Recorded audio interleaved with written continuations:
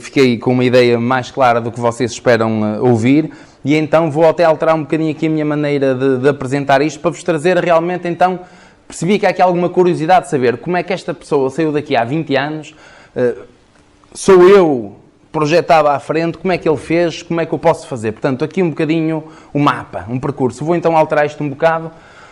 O que eu vos queria dizer é que esta frase, eu na altura estava cá na Universidade do Minho e havia uns congressos na Noruega que chamava-se ISFIT, Festival Internacional para Estudantes, e a gente, todo mundo, aquilo era gratuito, eu inscrevi-me, fui, e tinham 500 alunos universitários de todo o mundo.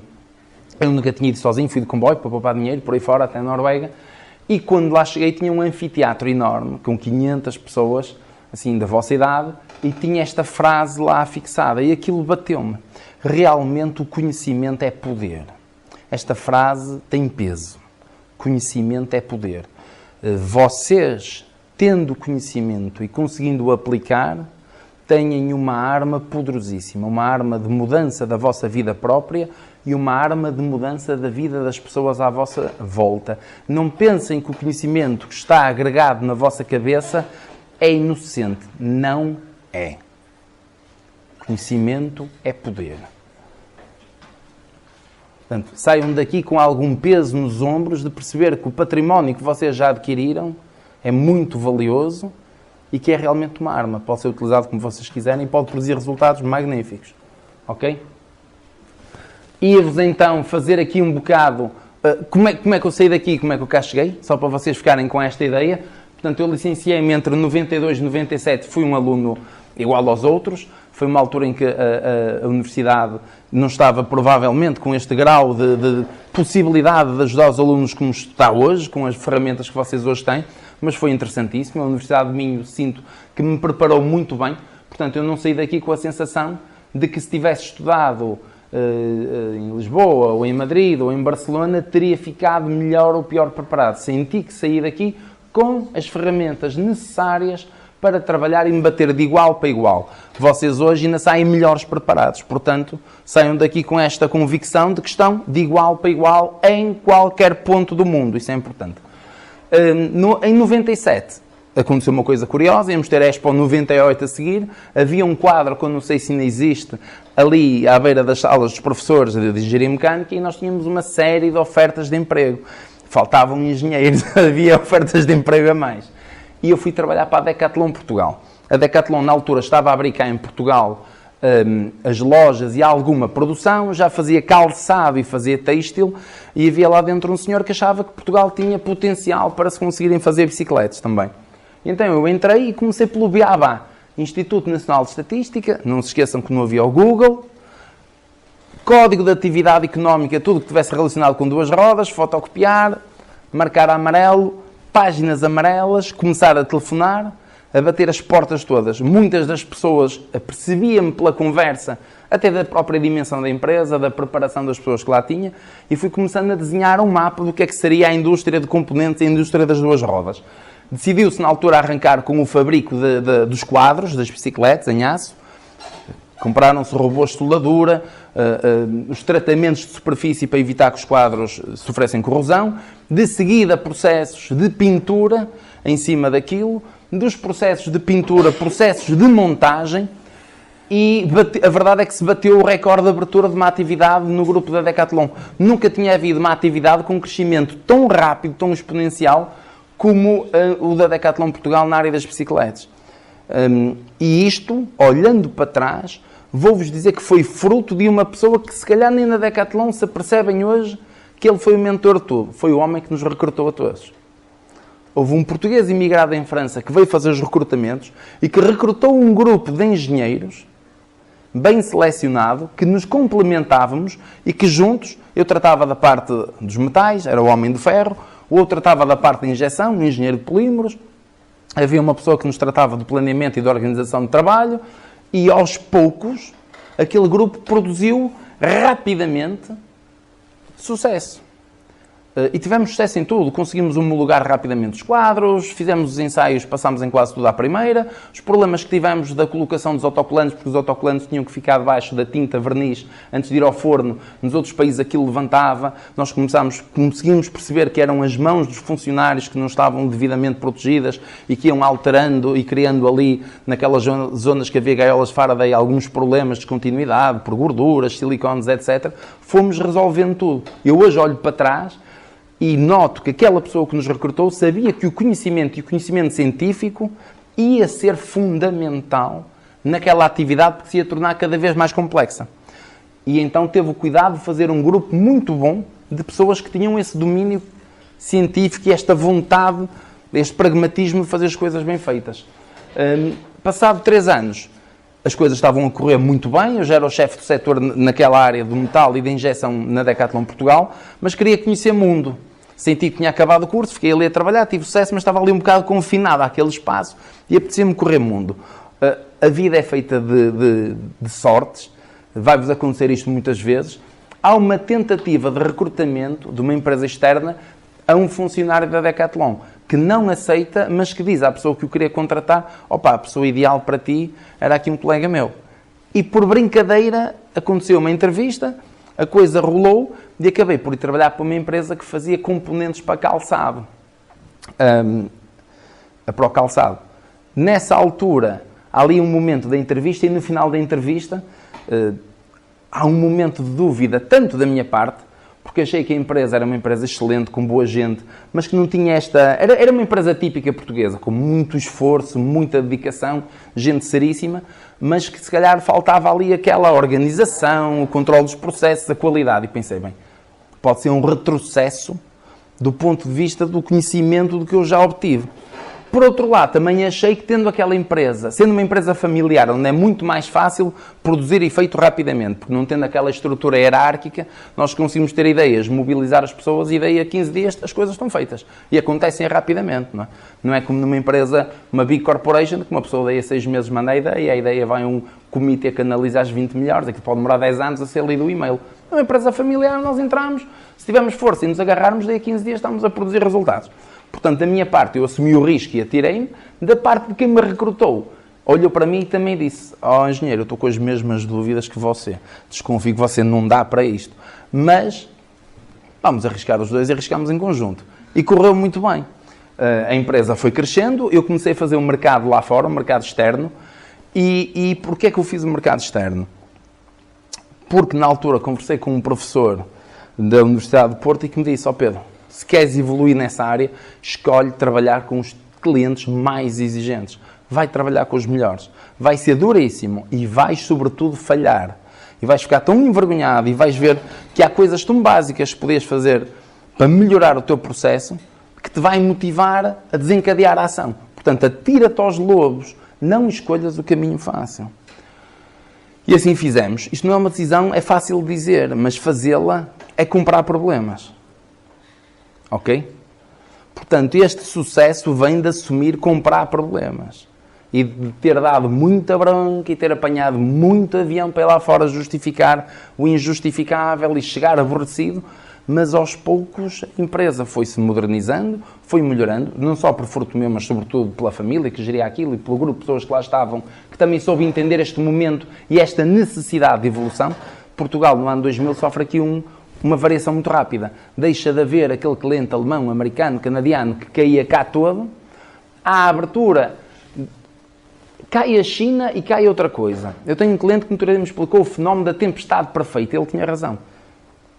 A China não fazia parte da Organização Mundial de Comércio. Havia uma coisa chamada a cortina de ferro. Os alemães e os franceses não iam com certeza passar para o lado de lá fazer compras no bloco soviético. Portanto, nos Estados Unidos e na Alemanha a mão de obra estava a subir, tu ou vinhas para o sul da Europa ou não tinhas muitas alternativas de fabrico. E contam-se histórias recambolescas da Nike ter ido a um dos serralheiros com quem eu trabalho e do homem ter recusado trabalhar para a Nike porque não lhe dava seguro de crédito, porque era uma empresa americana, pequena a começar, então punham os tipos de lado. O teu trabalho entrava pela porta dentro, ok? E isso gerou um problema. Quando os clientes se vão embora para a Ásia, porque entretanto eles entram, O que é que Portugal tinha para recativar clientes novos? Nós não tínhamos cristalizado conhecimento nas organizações, não dominávamos processos criativos de design, não dominávamos processos automatizados de fabrico, não tínhamos moeda de troca para os convidar a vir cá novamente. Faltava-nos o conhecimento. Tínhamos muito suor, gente séria, trabalhava muitas horas, só que os chineses também o faziam por 1/10 do preço. Portanto, Portugal e aquela estrutura têxtil e do calçado, por falta de ter agregado ao seu processo valor acrescentado e conhecimento, ajoelhou. E grandes famílias e grandes empresas fecharam em 2 anos. Quando 24 meses antes andavam de Ferrari e achavam que eram os maiores e que tinham trabalho garantido para uma geração. Mentira. A única coisa que nos pode salvar no meio do mar é o conhecimento, e o conhecimento científico, sobretudo. Ok. Portanto, fiz lá um percurso muito grande, de quase 13 anos, em que fui fazendo funções comerciais, mas também funções na direção industrial. Estas 2 valências foram muito importantes, porque ao ter o contacto com o comércio, eu consegui perceber bem o que é que os clientes precisavam, conheci bem a matriz de clientela que existia na Europa. Há clientes para todos os tipos de gostos e feitios. Vocês têm clientes que, para quem a qualidade não é muito importante, o aspecto é que é fundamental. A sola é para durar 3 meses, mas tem que estar muito bonita. Ora, há clientes para quem o aspecto é secundário em relação à performance que a sola vai ter. Uma chuteira para o Ronaldo, se o TPU, em vez de estar completamente cristalino, ter ficado ligeiramente opaco, não é assunto. Agora, a performance da chuteira, a elasticidade, a resistência à flexão, essa não pode variar, porque tem que lhe entregar performance durante o seu período de utilização. Estão a ver que é tudo calçado. E, de repente, são 2 clientes completamente separados. Ok? E aqui, vocês que estão na área do conhecimento, têm que perceber com quem é que se querem casar. Porque se vocês são científicos, dominam conhecimento, vocês são conhecimento, gostam dessa área, e se vão casar com outra área, provavelmente o casamento até pode resultar, mas vai ser com alguma dificuldade. Porque eles estão a dizer esquerda e vocês estão a dizer direita. Eles não estão a compreender as implicações e vocês já sabem que aquilo vai dar bronca. E dá bronca. E vocês é que têm que ir lá defender o que vocês já sabiam que ia acontecer. Não é fácil. Portanto, pensem bem nas opções que façam. Pensem na vossa matriz enquanto pessoa, quem é que eu sou, o que é que eu gosto de fazer. Será que este passo que eu vou dar vai no sentido daquilo que eu ambiciono? Ou será que estou a meter-me em caminhos onde não me vou sentir tão confortável? Cuidado com essa opção. Em 2013, com 14 anos já de estrada, muita feira pelo mundo, o mundo virado ao contrário já não sei quantas vezes, comecei a sentir isto, que estava na altura de eu evoluir ainda mais na área técnica. Eu gostava de polímeros, gostava da performance que alguns polímeros hoje começavam a dar, achava que nós conseguíamos automatizar muitas das fases do processo produtivo, achei que havia que inserir alguns processos de controle de qualidade e de otimização para tentar fazer um produto melhor, com mais características e a um custo mais apelativo. Porque se eu tiver um produto com boas características e dominar o meu processo produtivo e reduzir os desperdícios e reduzir os tempos de ciclo, consigo ter um preço competitivo e entregar um bom produto. E os clientes aí reconhecem e vêm, porque eu já lhes estou a dar algo de interessante. A vossa primeira palestra, a palestra inaugural, fala nisto de uma maneira diferente, mas o engenheiro Manuel Fernandes fala exatamente disto. Vocês têm que perceber o que é que podem oferecer ao vosso cliente. Se são pessoas de âmbito tecnológico, ofereçam essa tecnologia, ofereçam o conhecimento, ofereçam a solução. Partilhem com ele o valor que vocês têm por dominarem a área científica. E ele há de reconhecer isso. Ok. Em 2013, dei o grito do Ipiranga e pensei, que se dane, vou tentar, vou-me despedir e lancei-me. Não é fácil, porque entretanto já sou casado e já tenho filhos. Portanto, vocês tentem dar o grito do Ipiranga um bocadinho antes. com apartamentos a pagar e já com responsabilidades familiares e responsabilidades financeiras, torna-se mais difícil. Estudem, que é fundamental. Não estudem demais. Não vale a pena preparar a final durante 10 meses. porque há sempre uma jogada do adversário que vocês não pensaram. Portanto, se querem ir à final, opá. E há uma frase do Cristiano Ronaldo para o Moutinho, na altura dos penaltis, que vocês devem ter na cabeça, porque é mesmo assim. Há uma altura que se dane, vai disto, vai com garra. O pior que pode acontecer é perdermos. Mas olha, que se lixe. Ok? Essa frase é importante, é uma frase de um líder. Criei a empresa em 2013, sozinha. Metia num espaço, sabem aqueles espaços virtuais que uma pessoa paga 50 euros por mês e tem assim umas mesas corridas como esta e temos acesso a uma caixa postal, uma caixa de correio, um endereço. Portanto, eu tenho uma ideia, quero começar a existir, se acho que a ideia é boa, vou materializá-la, vou assumir e vou ao registro e crio uma empresa na hora. Ou levo um nome meu e espero 15 dias eles aprovam o nome, ou eles têm uma lista de nomes pré-aprovados e eu escolho um daqueles e a coisa toca a andar. Tenham cuidado, porque há gente que pega no nome que está disponível e quando dá por ele faz passar 50 anos uma empresa com enorme sucesso com um nome estúpido porque era o nome que estava disponível. Portanto, vale a pena pensar e vale a pena refletir no nome que vão criar. Criando a empresa, eu na altura achei que devia começar a trabalhar como prestador de serviços nesta área tecnológica, mas eu não tinha contactos. E depois apercebemos que todos nós temos mais... Quando tiverem 14 anos de experiência, ou quando tiverem 5, ou quando tiverem 6, não é hoje. Portanto, é preciso ir trabalhar para Barcelona um ano de borla, se for preciso. Porque eu estou a trabalhar um ano de borla em Barcelona, como dizia há instantes o professor Flores, mas estou a alargar a minha rede de contactos. Eu até me esforço, como tal, ponho-me a tratar de muitos assuntos. E eu a tratar de muitos assuntos com muitos parceiros e fornecedores e clientes, estou a alargar a minha rede de contactos. Estou a adquirir conhecimento, estou a perceber como é que funcionam as coisas, qual é a mecânica das relações.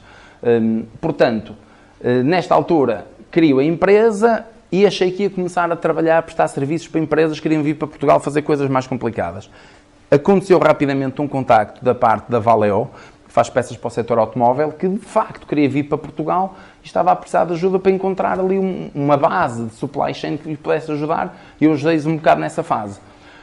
Percebi que eu não dava só para a gente, podia ganhar até bastante dinheiro só fazer aquele trabalho da gente, ir às feiras, representar empresas portuguesas, apresentá-las lá fora, cobrar uma comissão, mas rapidamente me senti novamente um bocado vazio, porque eu via aquela pessoa a pedir uma coisa àquela pessoa e eu percebia bem o que ela queria, aquele não estava muito disponível para mexer no processo de fabrico, portanto, tu pedias e aquela dava 0.8 e eu via que era fácil entregar o resto e até dar mais. Só que como eu não era dono das empresas, tinha que me calar e limitar a ver a interação. Então aquilo para mim era pouco. E disse, pá, estou tramado, vou mesmo ter que montar uma cozinha e começar a cozinhar. Isto de ser crítico é muito bonito, mas se quero poder fazer diferente, vou ter que meter as mãos na massa. E começa a surgir a ideia, como é que eu faço para criar uma empresa, não é? Nesta altura, mais um passo de algum risco, contratei um colega vosso, o engenheiro César Fernandes, foi aqui aluno da Engenharia Mecânica e fez cá o mestrado, um rapaz muito talentoso, cheio de energia, saiu cá da escola muito bem formado e que me ajudou a começar a pensar em tudo. Desenhámos na cabeça e no quadro o que é que haveria de ser a fábrica que nós íamos montar. E começámos a contactar os fornecedores das máquinas, saber preços, ver catálogos, pensar se conseguíamos alugar um espaço e meter uma máquina lá dentro, ok? Tudo isto com o dinheiro que eu ainda ia fazendo, no entretanto, pelo trabalho da prestação de serviços. Era pouco, mas eu não quis amealhar nenhum. Tudo que entrava era para financiar esta ideia maluca de tentar fazer uma fábrica. Corresse mal, paciência. Havíamos de encontrar alguma coisa. Eu sabia que tinha algum talento, que tinha alguma vontade. Nem que fosse trabalhar para a Zara ou trabalhar para a Sondai. Em algum sítio, quem tem talento e já tem o vosso currículo, em algum sítio se safa. Vocês não vão ficar sem comer, ok? Não tenham esse medo. Neste processo de conhecer pessoas, encontrei 2 amigos de infância que me dizem, Pedro, é curioso que tu estejas a pensar nessa ideia de fazer uma fábrica, porque, olha, nós também. Só que falta-nos alguém que tenha o domínio técnico. Nós já temos algum mercado garantido, a nossa empresa já está sólida, temos alguma liquidez, falta-nos alguém que possa dar o corpo ao manifesto e que domine os clientes e que domine os processos e materialize isto. E então eles entraram para a minha sociedade, reforçámos e já éramos 3. O facto de sermos 3 é importante. Porquê? eu sozinho muitas vezes caía nas minhas divagações e nos meus pontos de vista. Ao sermos 3, vamos muitas vezes ter pontos de vista diferentes, o que é ótimo. Eu discordar do vosso ponto de vista não quer dizer que eu discordo da vossa pessoa, mas frontalmente acho que a vossa ideia é fraca e que a minha é melhor. Então eu vou dar os meus argumentos, vocês vão contra-argumentar e nesta troca de ideias normalmente surge uma terceira verdade. Nem é minha, nem é tua, é aquela que nós agora percebemos que é melhor, que foi pensada, que é sólida e que vai ter sucesso. Portanto, olha, atirámos-nos para a frente e fizemos isso. Em 2015, estávamos à procura de um sítio para meter as máquinas que tínhamos comprado e, por mera casualidade, a fábrica de caiaques Nelo, aquela marca que faz os caiaques de competição, costuma fazer uns dias no verão, tipo open house. Abrem as portas e mostram os processos todos. E eu, como gosto de tecnologia e de materiais, aproveitei um dia e inscrevi-me no site, na net, e fui visitá-los. À saída da fábrica, passei por um antigo concorrente meu, que já não via há muito tempo. Parei o carro, toquei-lhe a campainha. Quem lá estava explicou-me que estava num momento difícil, porque a direção na Alemanha, o senhor tinha passado aquilo aos filhos, os filhos não queriam continuar o negócio, portanto estavam todos meio perdidos e já tinham ali uma série até de problemas financeiros. E como tal iam fechar as atividades e aquilo ia encerrar ali. À primeira vista eu não vi aquilo como uma grande oportunidade, pareceu-me que era interessante o espaço físico, algumas das máquinas interessavam-nos, mas como eu vi que eles estavam com problemas, quis-me afastar. Até que, em conversa com os sócios, 2 éramos contra, o outro convenceu-nos. Disse, opá, o senhor tem a marca dele, ele quer continuar a produzir com a marca dele, porque é que nós não o ajudamos? Ele tem que sair de lá, aliás, já perdeu o edifício. Nós tomamos conta do edifício, comprámos-lo no banco, negociámos com os trabalhadores que nos interessam, passam para o nosso lado, pagámos-lhe pelos equipamentos industriais e pelo que é dele que nós vamos comprar, o senhor sai com o dinheiro e sai com o pessoal e com as máquinas dele e continua a atividade dele à parte. Portanto, conseguiu-se desenhar ali uma solução que interessou ao fisco português, que nos interessou a nós e que interessou a quem saiu, porque saiu bem e pôde continuar a sua atividade e ganhar força para projetar de outra maneira. Nesta altura, com o vosso colega César Fernandes, fomos visitar tudo pela Europa. Em vez de começar muito rápido e a produzir muito, quisemos primeiro limpar a casa, escrever o que é que nós queríamos fazer como produto, com que tipo de clientes e tirar os clientes que não se enquadravam naquilo que nós achávamos que ia ser o nosso core business daí a 3 ou 4 anos. Outro momento muito difícil. Cheguei a mandar o pessoal para casa porque nós não tínhamos encomendas e fiquei eu e o César sozinhos às 4 da tarde com as luzes apagadas e vou-vos dizer que dói. Chegar a uma fábrica grande, que acabámos de comprar, é preciso olhar para aquele quadro com a missão estratégica escrito muitas vezes e dizer, opá, é por ali e vou atravessar a noite cada vez luz do outro lado. E pedimos mesmo a muitos clientes, explicámos, olha, nós não vamos trabalhar convosco porque as nossas quantidades mínimas são estas, as vossas encomendas têm que vir organizadas desta maneira, não podemos trabalhar de qualquer forma, vocês têm que especificar nas vossas encomendas que características é que querem, não pode ser de qualquer forma efetivo, porque se vocês citarem encomendas de qualquer forma efetivo, a qualquer momento o cliente diz, não me entregaste o que eu te especifiquei. Não era bem isto. Implicitamente eu achei que tinhas entendido que eu queria aquilo, como tal não pago, então vamos gastar o nosso tempo a discutir o sexo dos anjos. Não. Queres encomendar, o meu preço é este, o código de artigo é este, as características são estas. Estamos de acordo, assinamos um padrão de qualidade, partilhamos para os dois lados e então eu trabalho. E sei que a encomenda que entra, eu entrego e recebo-a, porque está contratualizada, é aquilo, não é outra coisa. Ok? Nesta fase 2015, é aqui que entra o conhecimento científico com muita força. Sobretudo, vimos tudo o que é que estava a funcionar mal lá dentro. Um armazém de matérias-primas cheio de referências diferentes, máquinas com calibrações e afinações completamente diferentes. Porquê? Como eu não tinha disciplinado com que tipo de clientes é que eu queria trabalhar, trabalhava com todos. Um queria as solas muito duras, o outro queria as solas muito macias. Então eu tinha que pôr a máquina afinada para muito duro ou afinado para muito macio. Ou passado um bocado de tempo, fazia ali uma afinação intermédia em que sacrificava características num lado e sacrificava nas outras. Nem era bom num lado, nem era no outro. Como eu tinha que comprar encomendas para as matérias-primas para fazer tudo, e havia mínimos, acabava por arquivar matéria-prima que eu nunca ia usar. Era a confusão. Quando começámos a meter ordem à casa e a limpar parte das encomendas e dos clientes que nós não nos interessávamos, percebemos que podíamos organizar o espaço de maneira diferente, que podíamos organizar as compras de maneira diferente e fomos buscar a ajuda de pessoal como o Instituto Kaizen, que na altura disse, vocês são muito novos, vocês ainda não têm corpo, não têm peso para poder trabalhar connosco. Ainda não nos podem pagar, ainda não têm dinheiro para isso. Eu disse, está bem, mas olha, agora já cá cheguei, tens a planta, pelo menos em 15 minutos, critica a planta e desenha-me o layout ideal.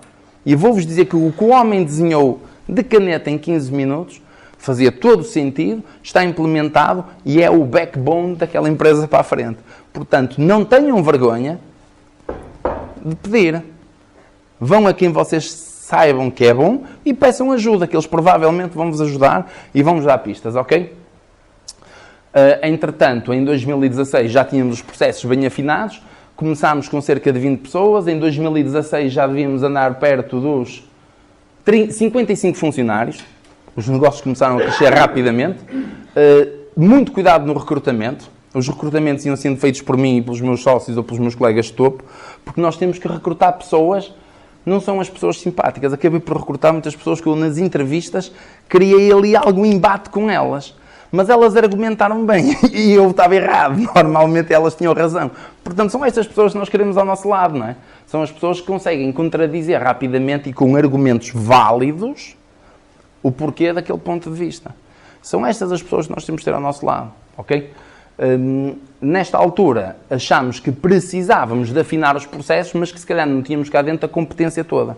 Então, o que é que nós fizemos? Escolhemos uma regra básica. Trabalhar com os melhores fornecedores de equipamentos, as melhores máquinas, o que há de melhor no mundo, e trabalhar com a melhor matéria-prima. E vou-vos dizer que é, de longe, a maneira mais barata de fazer. Porque isto de comprar um Dacia baratinho em segunda mão para poupar um dinheiro, esqueçam, vocês não têm tempo para andar na garagem.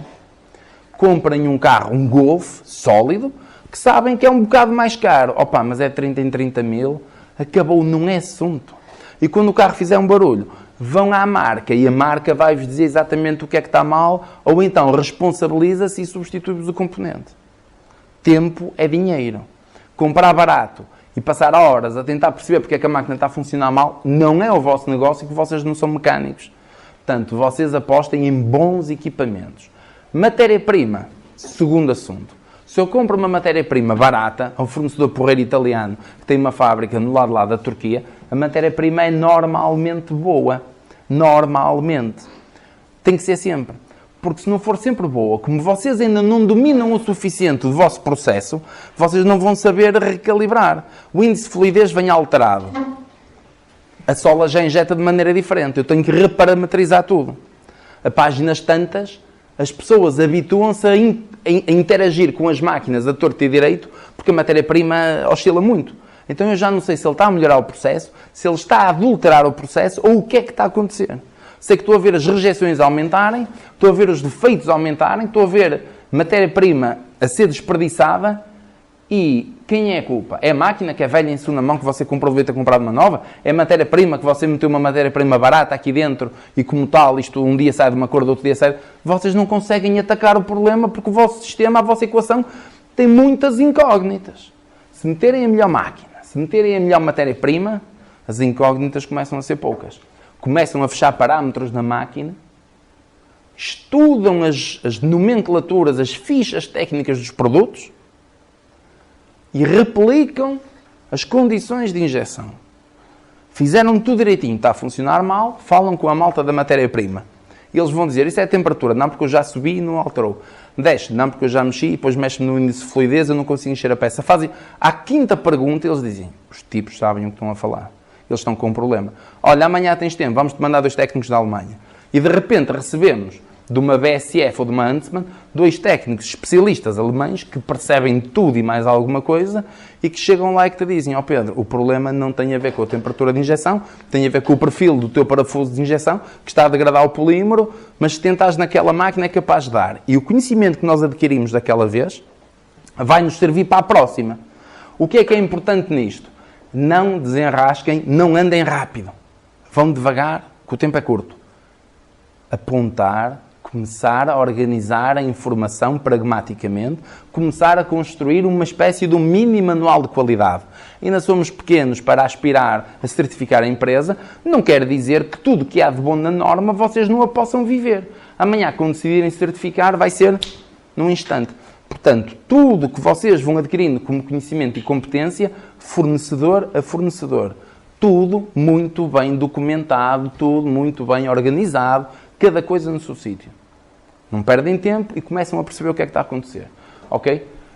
Nesta altura, quisemos novamente ainda mexer a nível de equipamentos, pedimos a alguns representantes de equipamentos auxiliares que nos viessem visitar, eles auditaram-nos a fábrica, criticaram a fábrica e fizeram uma coisa engraçada. Perceberam pela nossa raça e forma de ser que nós provavelmente íamos ter sucesso. Então quase todos eles disseram, eu ponho-te aqui os equipamentos, estás errado, este equipamento não é para ti, aquele não é para ti porque é muito grande, tu precisas é disto, disto, disto, e vamos fazer o seguinte, eu venho-te cá formar e ponho-te os equipamentos de borla durante 4 semanas. E tu vais operar religiosamente, como eu disse. Se tiveres a ter dificuldades, ligas-me e eu ponho cá um dos meus homens. E os meus homens operam a tua máquina. No final, devolves-me o equipamento sem custo nenhum, a menos que o tenhas estragado, que aí tens que o pagar. Se gostares, negociamos a compra. Eu acho que não houve um caso em que à 4ª semana, quando eu lhes tenha ligado, o homem me tenha dito, são 12 ou são 14 novos que precisas? Só para mandar os 16. Fica da velha. Sempre certinho. Porque eles sabem a vida deles, não é? Portanto, vocês vão buscar apoio a quem domina. Um pigmentador, um Piovan, para pigmentar com rigor, um aditivo, para adicionar um aditivo, para adicionar um pigmento, custa 3.000 euros. É caro? Não. Caro era todas as semanas estar a receber uma resposta da Alemanha a dizer que a cor perdeu transparência, a cor está mais opaca, a cor parece estar manchada. Devagarinho as coisas resolvem-se, ok? Vou tentar andar com isto para a frente mais rápido. Em 2017, fomos desafiados por um cliente a meter um processo novo de injeção rotativa. Sabem aquelas galochas de equitação com os elásticos, é tudo injetado? Opa, e nós achámos que, como é que vamos fazer um produto acabado? Eu nunca na vida fiz um produto acabado. Mas voltámos a revisitar, dissemos, máquinas dominamos, matéria-prima dominamos, processo, um dos meus sócios domina, vamos montar uma linha. À 3ª semana tínhamos o melhor índice de qualidade na Europa, a melhor performance e a menor taxa de desperdício. Como a máquina foi desenhada da maneira como nós queríamos, está toda controlada, enquanto os outros países precisam de 40 minutos em ciclo para pôr a máquina estabilizada e produzir peças conformes, eu acho que a nossa em 8 minutos está a produzir peças conformes. Porquê? Porque revisitámos os manuais, pensámos, vimos horas e horas de vídeos no YouTube, porque há toda a informação no YouTube. Há fábricas no Japão que são filmadas. E vocês, quando começarem a pensar no vosso processo, a distância a que está uma máquina, um aquecedor do molde da máquina, vai-vos começar a explicar coisas. Vocês vão começar a olhar para a cor do chão, olhar para a posição das peças nas máquinas e vão perceber porque é que eles a puseram ali. E quando tu vês a mesma coisa repetida 3 vezes em marcas de gosto, dizes, opá, é mesmo aquilo, vou tentar aquela solução. Portanto, eu acho que esta evolução rápida que nós tivemos, nós fechámos o ano 2017 já com 80 funcionários a faturar 4,5 milhões e vamos continuar a crescer, isto não vem da força de trabalho, veio do conhecimento, daquela equipe que agregou, que acreditou naquele processo e que andou para a frente. Rapidamente, porquê criar uma empresa? Alguns de vocês podem querer criar uma empresa, outros não. Tudo é válido. Não se sintam constrangidos. Não tem que haver aquela coisa de startup, acabámos o curso, temos todos que criar uma empresa, etc. Mas acho que vocês devem escutar, perceber quem são, o que é que querem fazer e seguir a vossa voz própria. Eu criei a empresa porque senti esta voz interna. Achei que havia uma maior amplitude de escolha. Eu, se tiver a minha empresa, tenho mais liberdade de escolha, eu posso ser mais rápido a meter os meus processos a funcionar. Uma coisa muito bonita que existe, se vocês um dia estiverem ligados ao processo manufatureiro, que é único no mundo, é isto que eu chamo o princípio makers. O princípio daquele pessoal que compra uma impressora 3D e põe em casa. E de repente está a ter uma ideia marada, desenha e imprime. Eu dei gênese, eu dei origem a uma coisa nova que não existia. Portanto, isto de conseguir trazer um produto novo para o mundo, para a humanidade, é espetacular. Quando nós temos então uma fábrica por trás, pá, vocês apropriam-se do processo criativo e começam a desenhar, a conceber, a fazer e fazem coisas fraturantes que nunca existiram. Isto é espetacular enquanto ser humano, sentir que estamos a trazer uma coisa nova pela primeira vez cá para fora. Acompanhar os pioneiros. O que é que eu quero dizer com acompanhar os pioneiros? De repente estão a falar com a Adidas. E a Adidas convida-vos para uma reunião, estive lá a semana passada na Alemanha, e vocês entram num edifício enorme e quando dão por si estão a falar com os melhores. E com tipos estão a falar com os melhores jogadores de futebol e estão a ver os vídeos e os relatos e estão a trocar telefones com gente que se vocês só viram na televisão e no cinema. E acontece num instante e acontece com uma facilidade. O mundo é mais plano do que nós imaginamos. Vocês chegarem ao Ronaldo, são 2 passos às vezes.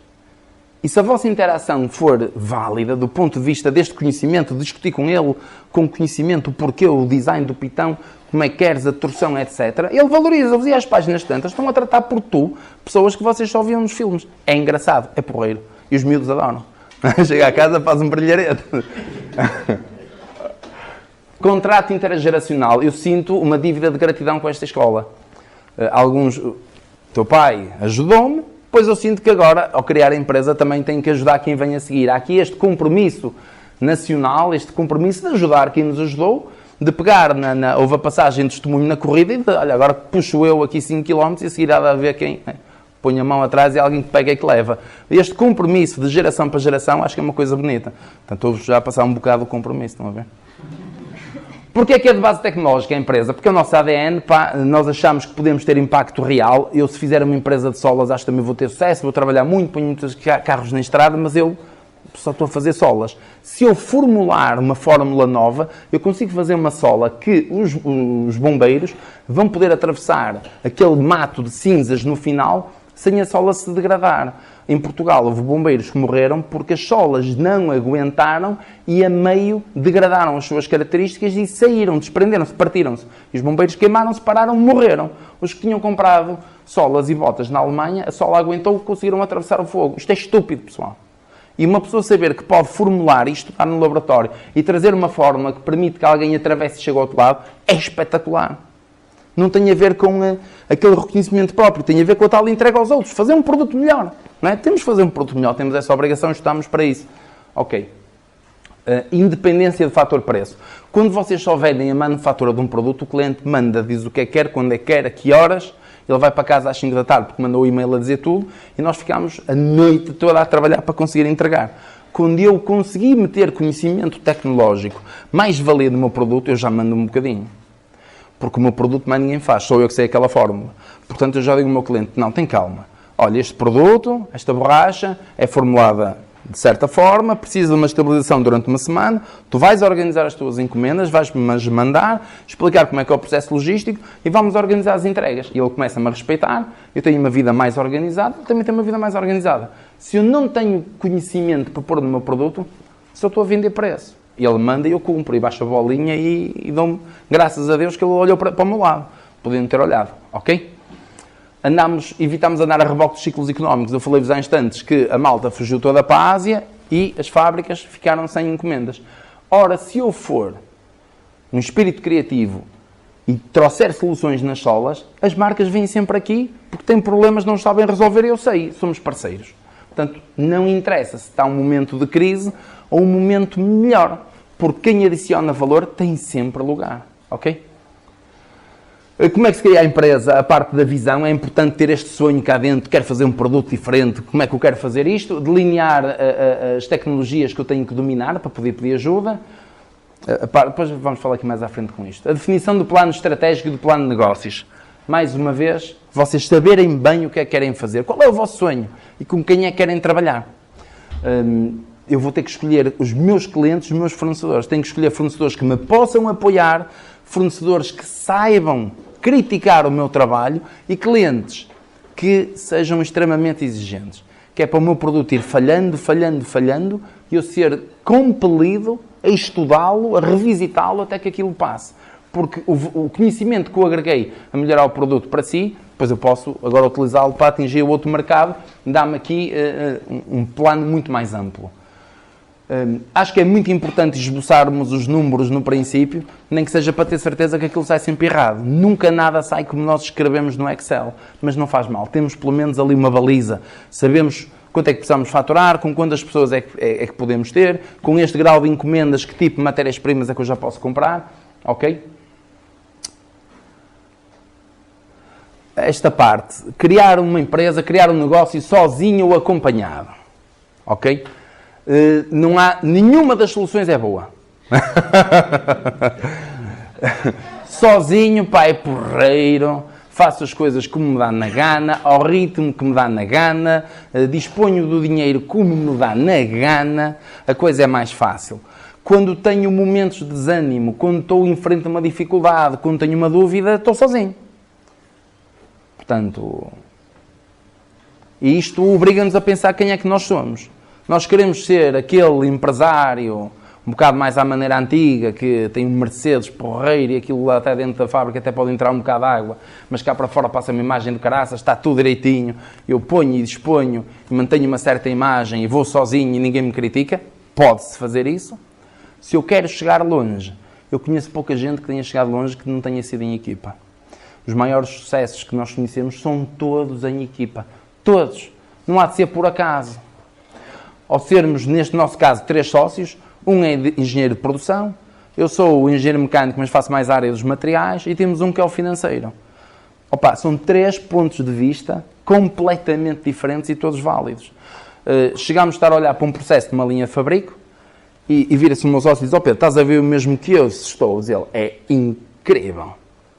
Isto está a ficar mais 3 segundos do que devia debaixo da lâmpada de infravermelhos, está-me a consumir mais energia. Estou a desperdiçar tempo de ciclo, podia fazer mais pares ao fim do dia. Eu estou a olhar para ele e estou a dizer: estás muito enganado. O que eu sei é que esta cola reativa entre os 70 e os 80, tu vais passar a tua temperatura, já estás, em vez de reativar, a degradar. E diz o contabilista: estáis os dois enganados. Este processo nós balizamos a 3 cêntimos, está a custar 4,1. Eu quero saber quem é que paga isto. Os 3 têm razão. Um tem que dar gás ao ciclo, o outro não pode estragar as características técnicas da sola, porque eu estou a comprar matéria-prima cara, tenho que a proteger até ao final, não vou meter matéria-prima cara e degradá-la no processo, que muita gente faz. E o outro também tem razão, aquilo tem que dar dinheiro. Portanto, façam as coisas acompanhados, é o meu conselho pessoal. Como é que vocês escolhem os vossos sócios? No princípio, quando soube que eu ia sair, fui abordado por muitos potenciais sócios. Mas a maior parte deles, nós temos que olhar para eles e pensar: será que isto aqui é um sócio? Ou é mais um oportunista? Há malta que tem muito dinheiro. Portanto, apanhar um gajo que tem uma cadeia de contactos grande e tem muita capacidade de trabalho e meter lá para dentro dinheiro, para daí a 2 anos começar a tirar, saca, monta ali o cavalo e vai por ali fora e o cavalo vai a trabalhar. Daí a 10 anos está estafado, também ganhou dinheiro no processo, mas o que é que gerou? O que é que criou de valor? O que é que agregou ao processo? Pouco. Não escolham malta que só quer ir convosco olhar para o negócio e para os números tipo Shark Tank. Tragam malta que possa trabalhar no negócio. Malta que vos traga clientes, malta que traga saber fazer industrial, malta que traga um saber fazer diferente do vosso. Vai provavelmente fazer muito mais sentido, ok? É importante que no início se definam logo as regras de jogo todas. É um conselho que eu dou a toda a gente. Portanto, é que tipo, nós nunca fazemos isto nos casamentos, não é? Mas devíamos fazer. Antes de nos casar, sentávamos ali 2 horas. Olha, atenção, que à sexta-feira vou jogar futebol com os meus amigos. Ela, pronto, está bem. Ao sábado de manhã... E aquilo baliza-se logo ali. Está dito, está pré-acordado, é flexível, mas há ali umas intenções de ambas as partes em que toda a gente definiu as regras. Estamos todos claros ao que vamos. A partir daí, normalmente, 80% dos problemas não acontecem, ou porque se lhes surge na cabeça, lembram-se que nós já dissemos que não, ou porque se lhes surge na cabeça, lembram-se que o assunto foi discutido e que todos achamos que era melhor por aquele caminho. E é claro, estamos sempre abertos para discutir novos caminhos, mas esta conversa prévia nas sociedades, eu acho que é um bom princípio, ok? O ritmo de tomada de decisões muitas vezes é mais desacelerado, porque ao ter que juntar a opinião de 3, normalmente perde-se aqui um bocado de tempo. Espera-se que a solução seja mais vindoura, que vingue melhor, não é? Aquilo ali ao lado já é um desenho muito diferente da parte dos sócios, mas é um desenho de como é que se trabalha em equipe, como é que se lidera na equipe. Vocês, quando estiverem a liderar a equipa, têm que a respeitar muito. Hoje em dia, a equipe, a pessoa que tem conhecimento tecnológico, é um parceiro vosso. É quase um mini-sócio, se vocês quiserem. Portanto, o grau de qualidade da vossa relação com eles, o grau da interação tem que ser muito similar. Portanto, vocês não andaram a estudar todos e agora venho para aqui e digo: não, é amarelo. E vocês estão a dizer: mas olha que não, porque há este problema. Eu digo: não, é amarelo. Não. Vamos discutir as ideias, ouçam as ideias de todos, revisitem sempre o vosso ponto de vista. Se possível, eu costumo dizer que as ideias devem ser todas órfãs, não tem pai nem mãe. São ideias. São lançadas em discussão, nós trabalhámos-las em conjunto, os pontos de vista diferentes são observados e às vezes até dizemos, ok, temos dúvida, vamos optar por esta. Daqui a um mês vamos olhar para as conclusões e ver se estamos de acordo ainda. Pode surgir a necessidade de revisitar isto. Falhar não tem mal nenhum, não é normal. Vocês vão falhar muitas mais vezes do que vão acertar. Mas se eu tiver medido e tiver preparado o que eu quero fazer, quando eu falho, eu consigo perceber porquê. Meço o desvio, corrijo. À segunda está bom, ou à terceira. Nunca passa da terceira, normalmente. Agora, se eu não analisei o que quero fazer, ter sorte em chegar ao sítio certo é um milagre, ok? Como é que eu fiz para localizar aqui a questão da fábrica, aqui instalações e aqui equipamentos? Pedi ajuda a um colega, a um professor, cá na Universidade do Minho, que me fez um levantamento geográfico espetacular e que me disse, ó Pedro, não olhes para as distâncias em quilómetros, olha para as distâncias em tempo. Então deu-me um mapa de Portugal redesenhado, não em função da distância, mas em função das acessibilidades. Portanto, Lousada fica muito mais próximo do Porto do que o centro da Maia. Porque eu de Lousada tenho um nó, entrei, vou a direto, já estou no Porto. Se eu quero chegar rápido ao Porto ou aos meus clientes, eu devo olhar em tempo e não em distância. Onde é que há recursos humanos disponíveis? Os professores de Geografia sabem, porque têm os censos das câmaras municipais, que, por exemplo, em Vila Verde, em média, a população tem o 10º ano. E que, em média, tem 2 filhos. Em contrapartida, sabemos que em Amares, em média, tem 12º ano. E não tem filhos. Eu vou dizer, se calhar vou para Amares. O pessoal tem mais tempo disponível para a fábrica, tem mais formação, custam o mesmo. Há conhecimento científico que não sai só dos laboratórios da Faculdade de Engenharia. O conhecimento é lato. Vocês podem ir recorrer às outras valências da faculdade e adquirir esse conhecimento. Depois, na prática, aconteceu aquele golpe de sorte que eu vos falei, não cumprimos nada do estudo que foi feito pelo colega de Geografia. Não faz mal. O processo de arrolar aquelas características todas ajudou-me a perceber onde é que eu iria ter dificuldades. Percebi que ia ser difícil arranjar, na zona onde eu estava, funcionários. Então fiz-me logo amigo de 3 pessoas. O padre.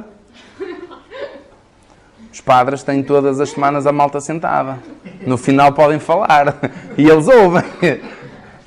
Presidente da junta e o homem do café. Estas 3 pessoas, numa pequena freguesia, espalham a palavra em 2 dias. 2 dias depois, já toda a gente sabe que o senhor engenheiro precisa de 20 funcionários. E a malta começa a aparecer. Se ligam ao Instituto de Emprego e Formação Profissional, eles são super sellers e solícitos, põem aquilo na net e vocês esperam que alguém lá da freguesia vá consultar a net e descobrir aquilo. O padre, o presidente da junta e o homem do café. É num instante. Portanto, malta, havendo reparem esta ponte de conhecimento científico, de um professor de Geografia que faz um trabalho e que diz ao Pedro, ok, percebo que essa zona vais lá ficar porque se deu a casualidade de haver uma fábrica interessante para ti, mas vais ter estas dificuldades, prepara-te já. E depois, com a vontade humana, vamos falar com as pessoas e procurá-las. Mas porque nos apercebemos, com base em conhecimento pragmático, que aquilo ia ser uma das nossas lacunas, ok? Contratação de um consultor técnico na borracha. Nós começamos a fazer solas em borracha.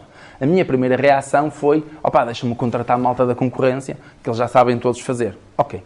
Desenhámos a fábrica, aqui com o vosso colega o engenheiro César, comprámos as máquinas e toca a ir buscar uma equipe mais ou menos disponível, pusemos um anúncio no LinkedIn, a malta, os engenheiros vão todos ao LinkedIn, a malta veio. Aquilo correu menos bem, para dizer isto de uma maneira simpática. Porquê correu menos bem? Porque há muitas pessoas que tiram a licenciatura e fazem o mestrado e ponto. Vocês não se demitam da função cerebral, porque o que os vossos professores vos dão são ferramentas, mas vocês têm que as trabalhar. Chegar agarrado a um catrapaço da Bayer de 1972, que dizia como é que se faz a fórmula, e eu há 3 anos que faço assim, eu digo, não, eu não preciso desse catrapaço, nem quero a fotocópia da fórmula do meu concorrente. Porque as normas em vigor em 1972 são completamente diferentes das normas em vigor hoje. Os ingredientes químicos utilizados nas formulações antigas, metade deles agora são proibidos. E, portanto, se vocês vendem um produto com aquilo, chega à Alemanha, vão fazer uma caracterização de toxicologia, vocês não perdem o cliente. Perdem o cliente e pagam 200 mil euros de multa. Portanto, cuidado que hoje param-se caminhões nas autoestradas, a polícia e as ASAIs em toda a Europa, para fazer recolha de espécimenes para analisar. E se chumbar, a carga do caminhão fica retida. Acontece mesmo. Portanto, cuidadinho com isso. Fomos à universidade mais uma vez e fomos contratar um senhor, o engenheiro Mário Caetano, com 72, 73 anos, mas é um homem que sabe tudo sobre borracha. E chamámos-lo e dissemos ao engenheiro Mário Caetano, pá, vai ter que tomar conta aqui do processo da formulação e do processo de organização do espaço. E com ele começámos a redesenhar a fábrica toda. Fomos ao Instituto de Emprego buscar gente com formação em polímeros, gente com formação em química e começámos do zero. O que eu vos posso dizer é que 3 meses depois estávamos, mas muitíssimo mais à frente do ponto de vista do conhecimento e das aprovações normativas do que estávamos no último ano e meio com gente que tinha a mesma licenciatura e 2 anos de experiência ou 3 anos de experiência. O que é que faltava aqui? A disponibilidade da malta para aprender e para pôr em causa o que tinha aprendido. Ponham em causa. Vocês estão a tomar um conhecimento que é daquela data. Com as ferramentas que têm que ir evoluir constantemente. Portanto, não se demitam da função de pensar nas coisas que estão a fazer. Ok? Depois também fomos fazer umas avanças com os técnicos especializados de cada área para nos ajudarem a pensar aquilo. O processo de recrutamento, já vos falei, é a parte mais importante. Há pessoas que tu vês na entrevista que tu consegues... Todas as pessoas são válidas. É rara a pessoa que não é válida. Atenção. É raro vocês estarem com uma pérola na entrevista. Dizer, pá, esta pessoa é brilhante, tem boa apresentação, fala 7 línguas, tem um raciocínio rápido, é organizado. E não acontece, tá? Nem nós somos assim. Portanto, o que é que nós vamos olhar? Eu preciso desta pessoa para o laboratório. Eu estou a olhar para ali, estou a ver que tem... Primeiro preparei-me, arrolei as características que eu acho que são importantes, vejo quantas é que ela tem e olho para as que ela não tem e penso, será que eu consigo formá-la? Pá, a rapariga nunca trabalhou nisto, mas ela é fina. Centro Tecnológico Calçado, pagas 700 euros e mandas para lá a pessoa 3 dias e dizes, olha, a tua formação era a mais barata, mas eu não tenho dinheiro para mais. Tu esquece, vais para lá é para te fazer amigo daquela malta toda. São 3 dias que tu vais almoçar com eles. Quando vieres e tiveres dúvidas, ligas à Marta, que era a tua colega que deu a formação, e ela explica-te, já não pagas, estás a ver? E a coisa vai rolando, pessoal. Abram a pestana. Aqui, andando para a frente. Tem que ser malta com ideias próprias e malta muito concreta e muito inteligente. Vou-vos dar exemplo de uma pessoa que nós temos lá muitas pessoas que quem acarinhamos muito. Uma das pessoas é a engenheira Sofia, que agarrou no setor da borracha e que me recordo que eu queria fazer cores. A pessoa que lá estava a ter muita dificuldade em fazer cores e o próprio engenheiro, com muita experiência, não conseguia fazer cores. E esta senhora, quando lá chegou, disse, olha, eu nunca trabalhei nisto, vou aprender. A primeira coisa que fez foi arrumar a senhora, né? Limpou tudo. Ponto número 1, limpou tudo, organizou a sala. Ponto número 2, com que fórmulas é que eu vou trabalhar? Pegou nas fórmulas e não as pintou, fez as fórmulas virgens. E deixou-as envelhecer e pô-las na janela e disse, ok, já sei que a minha fórmula A naturalmente é desta cor, a minha fórmula B é desta cor, a minha fórmula C é desta cor. E agora vou ver como é que eu pinto cada uma delas. Porque pintar uma sola opaca é muito diferente de pintar uma sola transparente. O resultado final, ela fez o beabá. Opá, eu acho que andou 20 dias, um dos meus sócios dizia ao Pedro, meteste aqui uma argolada, a rapariga não faz cor, isto vai ser uma desgraça. E durante 20 dias ela não fez nada. Acho que chegámos ao 30º dia, só faltava lá ter o arco-íris. Porquê é que ela fez? Teve a tal organização, conhecimento, percebeu as formulações, os ingredientes que eram opacizantes, que eram clarificadores, que funcionavam desta maneira, que ingrediente compete com aquele e vai dar um terceiro produto que pode este sim ser opacizante. Escreveu tudo, pensou, quando se atirou, ela só foi materializar o que a cabeça dela já tinha determinado. E é isto que vocês têm que fazer. É por isso que falarem em conhecimento e falar em indústria e dizer que estão separadas, não dá para estar separadas. Hoje em dia nós não temos dinheiro para falhar. O vosso conhecimento académico é imprescindível, ok? O estilo de liderança. Aqui o engenheiro Manuel Fernandes acho que fez uma apresentação perfeita disso. O que ele lá diz é tudo verdade. Um líder é diferente de um patrão. Se vocês têm uma empresa que não privilegia o conhecimento, qualquer patrão mais ou menos serve, e até se for assim um bocado durinho, funciona melhor que a malta baixa a crista e aquilo funciona bem. Mas se vocês querem tirar produtos novos e vão para lá armados em patrões duros, a pessoa não se sente à vontade, porque a pessoa não sabe. Estamos a fazer caminho novo. Eu não tenho garantias que vou chegar ali. E se tenho um patrão duro Eu vou pôr uma ideia que não sei se funciona e aquilo resulta, o homem ainda me despede, ainda me pede o dinheiro, mas vale estar caladinho, olha, e ele tem as ideias todas. E depois os patrões queixam-se que esta malta não pensa, eles até pensam. Só que nós, como andamos de vergasta na mão, eles não se atrevem. Então o líder de uma empresa tecnológica com base neste conhecimento científico tem que envolver toda a equipe, tem que os dinamizar. A partilha de informação talvez seja a coisa mais importante. Porque se eu não percebo, eu faço porque sou mandado. Mas se eu chego a uma pessoa que tem um ponto de vista diferente do meu e digo, olha, estivemos ali a falar no laboratório com o engenheiro Sofia e estivemos a falar com o fornecedor da matéria-prima e parece-nos isto e aquilo. E a pessoa diz, percebi, não concordo, mas vou fazer exatamente como vocês dizem, para vocês verem que o meu ponto de vista que é este, está certo. Olá, para mim, o outcome, estou-me nas tintas. Ganhei sempre.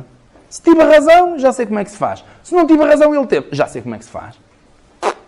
Atualizámos o procedimento, partilhámos a informação com quem esteve no processo cognitivo da fórmula número A e já sabemos que naquelas circunstâncias é a fórmula número B. Ganhei sempre. Percebem? Portanto, mas para isto é importante explicar às pessoas o porquê de que é que estamos a fazer isto. E gasta-se muito tempo a difundir a informação e comunicação, mas tem que ser. O líder, numa empresa tecnológica, está sempre a apontar às estrelas e depois, quando a malta fica só ali pela lua, diz, mas olha, é gira a vista daqui. E agora, hoje dormimos, amanhã, mete segunda, que é sempre a rasgar. E a coisa funciona assim. Portanto, nós sabemos que puxamos por coisas difíceis, contextualizamos e, sobretudo, no falhanço, vamos tentar ler... O falhanço é informação útil. Porquê que eu falhei? Porquê que neste molde correu bem, neste molde correu mal? Portanto, aliviar-lhes esta carga, às vezes é difícil, porque há clientes que são muito agressivos e que entram aos berros, isto não correu nada bem, eu estava à espera que vocês fossem capazes, e a malta mais nova ouve aquilo e diz, fui mesmo mal, e verga-se. E nós temos de estar à beira deles e explicar-lhes que tu não falhaste. Se calhar eu é que falhei por achar que desta maneira íamos conseguir lá chegar e expus-vos ao perigo. Não te preocupes, eu dou o corpo às balas, vamos repensar se temos aqui uma alternativa. Temos alternativa? Temos. Não temos alternativa? Explicar ao cliente, pedir desculpa e às vezes até apontá-lo a um concorrente que pode ser a alternativa. Fazemos isso muitas vezes e a malta não percebe. Aquele cliente diz, soluções é no Pedro. Ou me safa, ou se não consegue, leva-me para onde me safe. Logo, sempre que eu bater àquela porta, eu tenho o meu problema resolvido. Ok. Não tentem agarrar o mundo com os braços. Vivam e deixem viver, ok? Andar com a equipe próxima nos braços. Então hoje começa a ser cada vez mais difícil. Primeiro começa a haver poucas pessoas. E as poucas que vêm, para chegarem ao que vocês querem, para começarem a interagir sozinhas com os vossos parceiros, clientes e fornecedores, demoram quase 2 anos. Portanto, vocês têm que os tratar com muito cuidado. Aquela coisa antigamente, se tratassem de pessoal com distância e mandassem uns e-mails muito secos, não dá. Porque a malta hoje não está para aí virada. E não tem a ver sequer com a oferta de emprego. Vocês são diferentes de quem nós éramos. Muitos de vocês... Há aqui alguém casado? Só os mais velhinhos, não? A malta não se casa, não paga uma casa ao banco, não tem filhos, não tem não sei o quê, com muita mais facilidade apanha um tipo a chatear-lhe a cabeça e diz, eu tanto ganho 1.400 ou 1.600 euros a aturar este, como aturo a ganhar mesmo aquele ali que parece ser mais simpático. Olha, vou experimentar. E virou. E um gajo perdeu 2 anos de formação. Pessoas felizes versus robô humano. A palavra felicidade tem aparecido muito no discurso. E há muita gente que tem vergonha porque acha que é uma coisa parola, virada para o yoga e tudo. Não é verdade. As pessoas têm que ser felizes no trabalho, não é? Nós temos que entrar de manhã porreiros. Nós temos que gostar de ir trabalhar. E o patrão e o líder de uma empresa destas têm que nutrir o ambiente para que as pessoas se sintam verdadeiramente felizes. Estejam à vontade no ambiente de trabalho. Eu, no princípio, metia-me confusão a ouvir as pessoas a trabalhar com música. Eu hoje trabalho com música. Chega um momento que começa a ser uma salganhada porque gosto da música clássica, eu ponho música eletrónica, então temos que arranjar ali um balanço. Mas, de facto, criar este ambiente propício funciona, porque as pessoas sentem-se em casa. Então não é preciso pedir, quando há um projeto que está mais atrasado, para ficarem até mais tarde. Eles estão em casa, estão porreiros, estão à vontade, não é? No Japão, acho que a malta já começa a levar os gatos e os coelhinhos para o posto de trabalho e põe lá o aquário. Eu acho que ali já não nos está a faltar muito. Um dia eu chego lá e tenho lá dentro do jardim zoológico. Mas eu não me importo, porque a malta sente-se em casa. E vou-vos contar, acontece uma coisa engraçada. A empresa tem 2 anos e meio e às vezes eu estou na situação inversa. São 6 e meio, quero ir para casa e estou com vergonha. Porque aquela malta está tão lançada, está com tanto ritmo que eu disse, como é que eu faço para me ir embora? Porque vou ser o primeiro a me ir embora e eles vão dizer, o patrão, então fico... E eles já me conhecem, eles são engenheiro. Você não tinha uma reunião? Eu disse, pois, tinha. Então vá. Mas porque já esta interação. Há muito menos rigidez na questão dos horários, a malta sabe tentar lá cedinho, mas de repente, engenheiro, pá, eu estou a pensar em comprar uma casa, olha, ligou-me o vendedor, acha que dá para ir das 2 às 4? Tem que dar, tens que conseguir encaixar, que é para a pessoa ter a vontade de pedir, porque ela vai de qualquer maneira. Se não for para ver a casa, vai dizer, olha, a minha mãe telefonou-me, está-se a sentir muito mal, engenheiro, eu tenho que lá ir, desculpe lá, e só, pá, vá lá, mulher. Pronto, se ela enganou-te e foi ver a casa. Ela vai de qualquer maneira, certo? Então, mais vale que seja às boas. Até posso dar um conselho. O líder tem que ser um homem ávido de informação, tem que ser um homem que bebe informação por todo lado, um aprendiz permanente. Há uma série de sites interessantes, há feiras interessantes, e um líder de uma empresa tecnológica tem que ser obsessivamente desejador de conhecimento. É à medida que agrega aquele conhecimento, traz e partilha, ok? Pronto, aqui já acabei. Aqui queria-vos mostrar algumas fotografias. Eu fui fazendo umas fotos com o telemóvel, tipo um making of. E há ali fases engraçadas da criação da empresa, que eu acho que é engraçado explicar, para vocês terem uma ideia. Primeiro, um escritório virtual, em que se começaram a pôr na parede, aqui era o engenheiro César a meter umas fórmulas, e a pensar como é que conseguia agir sob a pressão, variando áreas e não sei o quê. Outro a falar de processos de expansão de polímeros com tecnologia Mucel, introdução de azoto lá para dentro de um processo de injeção. Outro a pensar em design. Portanto, houve ali uma fase em que foi só de ideias idiotas. Mas as ideias idiotas não podem ficar na cabeça, tem que vir para o papel. Nem que seja para um gajo se rir delas passados anos. Destas aqui, nenhuma delas, poucas, se calhar não viram ainda à luz do dia. Mas se nós não tivéssemos passado por isto, se calhar não tínhamos feito o passo a seguir, compreendem? É importante meter em papel o que nós pensamos. Organizarem-se. Agora vou fazer aqui uma coisa.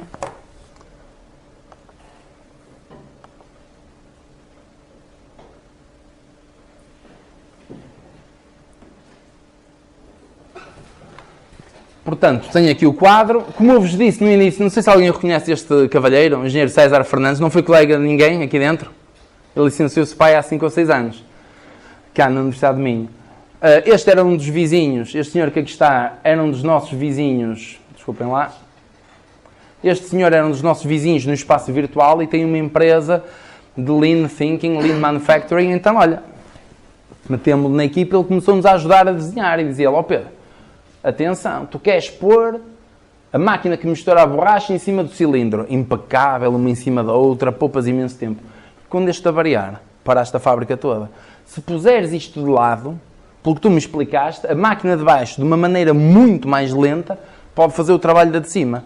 Mas em redundância, em caso da avaria de uma, tu desenrascas-te com a outra. Se otimizas isso dessa maneira como tu queres, a avaria-te uma deste cabo tudo. Pois a avaria já aconteceu e a fábrica continua a trabalhar. Porquê?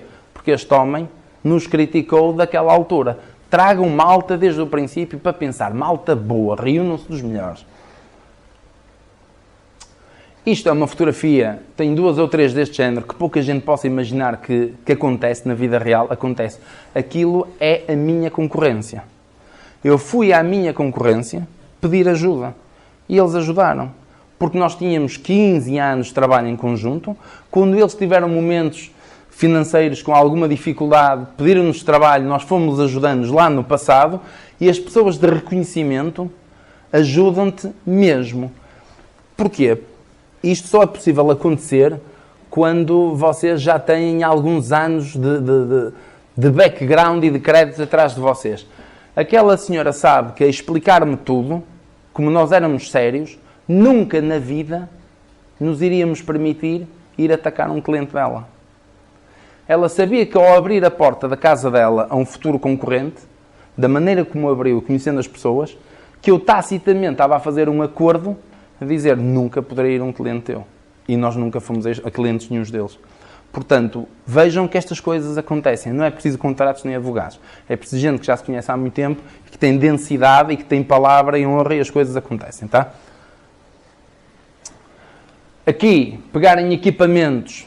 Qualquer fabricante de equipamentos diz que a minha máquina é a melhor máquina do mundo, e vocês pegarem no vosso conhecimento, termodinâmica, refrigeração, olhar, conhecimento que vocês já têm cá dentro, implícito, as massas térmicas envolvidas, e dizer, não senhor, eu não quero a máquina assim, eu quero pôr a refrigeração ali, quero um controlador aqui, quero isto, e eles tiveram que, o homem estava possesso, diz, faço máquinas há 40 anos, venho aqui 2 gajos agora dizer como é que se faz a máquina. Mas fizemos e a máquina está a trabalhar neste momento automaticamente. Pusemos um autómato, como tem as leituras e as sondas onde nós queremos, ela sozinha controla o processo. Eu tenho repetibilidade de processos.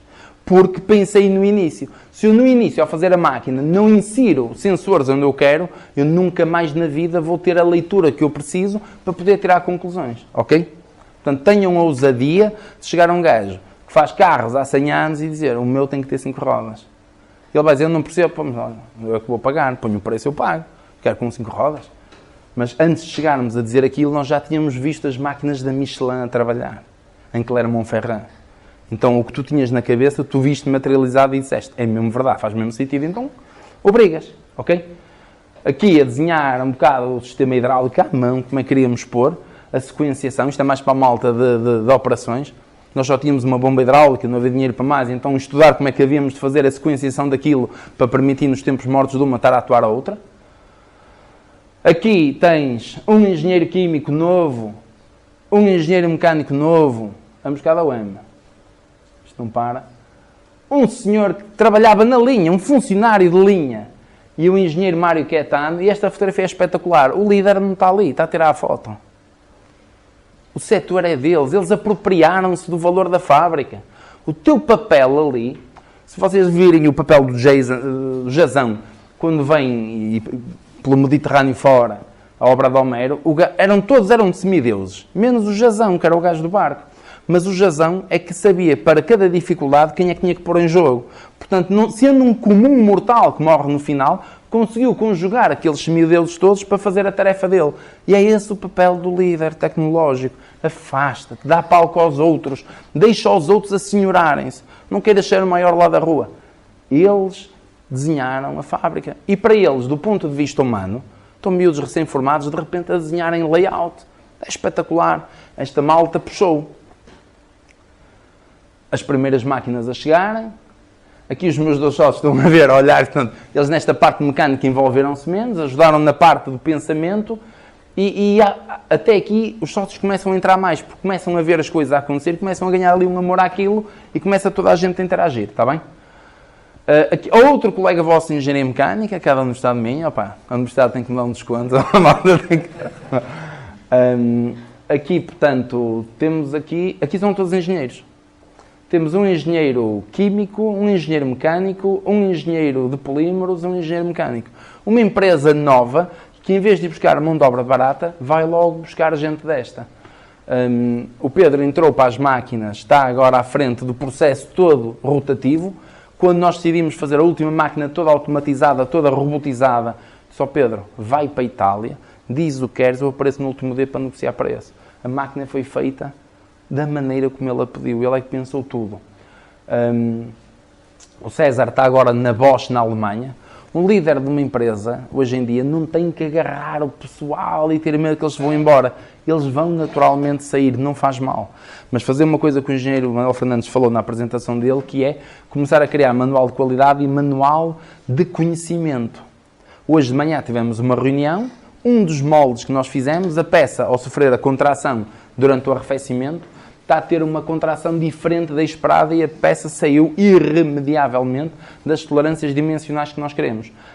O molde está perdido. E eu disse ao pessoal, peraí, já não basta termos perdido o molde, mas se vocês não registram o porquê disto, amanhã vou voltar a perder outro. Portanto, aproveitem cada falha. Os falhanços são inevitáveis. Pá. O falhanço é inevitável. Agora, vamos tentar escrever estes manuais, este conhecimento, a gestão do conhecimento, como dizia o engenheiro Fernandes da Fresite, é fundamental. Porque eu amanhã, e tenho que verter isto num documento, isto está no servidor da empresa, numa pasta, moldes, e de cada vez que eu vou encomendar um molde, eu vou revisitar aquilo e vou dizer qual é a tipologia. E vou especificar o que é que eu quero. Porque tempo é dinheiro. Deitei um molde fora, perdi tempo a ensaiar, o meu cliente estava à espera de ter peças hoje, não as vai ter. Mas se eu tiver falhado hoje e amanhã tiver, com base neste conhecimento que agreguei, a fazer melhor, ó pessoal, fair enough. Está bem?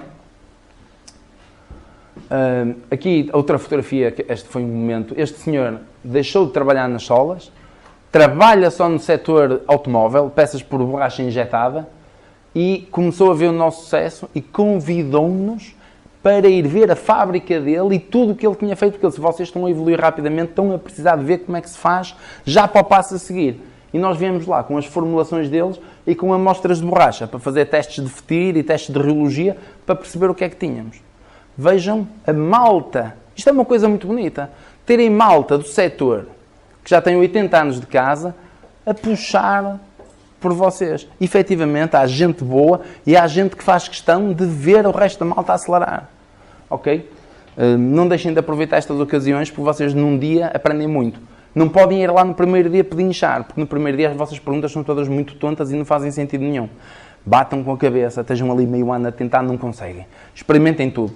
Portanto, quando chegarem lá e disserem, olha, eu tentei com esta fórmula, com um dióxido de titânio, não sei o quê, com isto não está a funcionar. E ele diz, pois, estás a meter este óleo faz a extensão daquele polímero, vai entrar, e o problema é este. Mas vocês, para poderem aprender, já têm que ter estudado e falhado antes. Não dá para ir para lá sem fazer o trabalho de casa, porque senão o conhecimento entra de um lado e sai do outro. A parte importante, conhecimento, também pode vir pelo design. O design não tem que ser exclusivamente estético, pode ser design funcional. Neste caso, estávamos a desenhar, foi a primeira, a sola que aqui está, acabou por ter bastante sucesso, até acho que vamos ver mais à frente. Foi a primeira sola em que nós conseguimos meter uma sola em TPU, leva um terceiro material que lhe é injetado em cima, que é poliuretano, e no meio metemos uma camada respirável. Dentro da malha de poliuretano leva uma tela em Kevlar tecido, tipo tricotado, que é anti-perfuração. O Kevlar está tecido com uma malha tão rígida que, apesar de ser flexível, se vocês forem lá com uma lâmina ou com um prego, ele trava a tentar passar as malhas e não passa. Temos, portanto, uma sola levezinha, com uma excelente resistência ao escorregamento, respirável e anti-perfuração. Não existia. E vocês, pelo design que a Carolina aqui estava a fazer, o espaço entre os pitões, se ela ficar contaminada com lama, aquilo vai evacuando para os lados e a coisa resulta. Portanto, o design também é importante. Outra parte do conhecimento, os processos informáticos, desenhar um software informático que tenha balizado muito bem o vosso processo de fabrico, o vosso processo de qualidade. Todos os ingredientes que nós metemos entram na fórmula, são consumidos e amanhã tem um problema de qualidade, puxa a fatura, sei o que é que eu consumi lá dentro. Um deles aterrou, este já não aguentava mais. São para as 5 da manhã. Malta, não há caminho fácil. Quem olhar para a Loft e diz, ei, porreiro, 2 anos e meio, foram 2 anos e meio que equivalem à vida de muita gente em 8. Porque nós tivemos muitos dias de sair e estar assim, sabem aquele céu azul? Olhas para o relógio, são 6, e dizia o meu sócio, Pedro, é o fim do dia de ontem ou é amanhã a nascer? E um gajo ia ao iPhone ver. Não se tinha percebido, já ias no segundo dia embalado. Portanto, no easy way. Primeiro, o laboratório. Esta fotografia é importante. O laboratório não vos pode mentir. Ora, nós não tínhamos dinheiro. Eu apanhei muitas fábricas falidas com laboratórios à venda. Mas do laboratório, as máquinas têm que ser todas imaculadas e novas e do melhor que há. Toda a malta na fábrica vos pode mentir. Mas se vocês não têm confiança no laboratório, ajoelham-se logo ali. Porque, percebem? O laboratório tem que vos dar... O raio-x tem que ser de uma nitidez cristalina. Sharpness total. Eu tenho que estar a ler o meu defeito, tenho que estar a ler a minha virtude. Não havia dinheiro para mais nada. OLX, um café lá à beira fechou, as bancadas de trabalho foram compradas em cafés e restaurantes e leilões.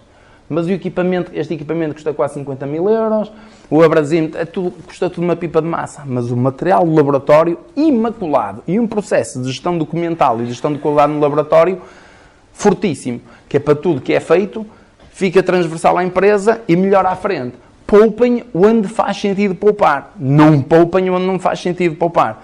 Material de medição, malta, não poupem. O outro engenheiro antigo, isto, para vocês verem, tem que ter aqui um bocado de força de determinação, dizia-me, engenheiro, eu tinha muitas fórmulas que estavam calibradas para um misturador pequenino que eu tinha, que era para 1940. E eu estou a ter dificuldade em fazer aqui o upscale das fórmulas que eram feitas para 300 gramas para o misturador normal. Estas fórmulas batiam todas certas no misturador antigo. Eu andei, até descobrimos quem é que tinha comprado o misturador antigo, onde é que ele estava, negociei-o, pintei-lhe e instalei-lhe. Só assim, engenheiro, não há mais desculpas. O seu misturador de 1940 e tal é nosso. Agora... resolva. E o homem pôs aquilo a funcionar. Às vezes é preciso andar em sucatas à procura de uma máquina. E a malta por fora, este gajo está tolo. É preciso ter a tal visão e a tal coragem física de se atirar à estrada, ok? O laboratório foi muito importante. Hoje está todo bonito. Entretanto, tínhamos um posto médico, desmontámos, aproveitámos os vidros, fomos montando isto. Não pensem que as empresas queriam todas à Sonai com recursos ilimitados.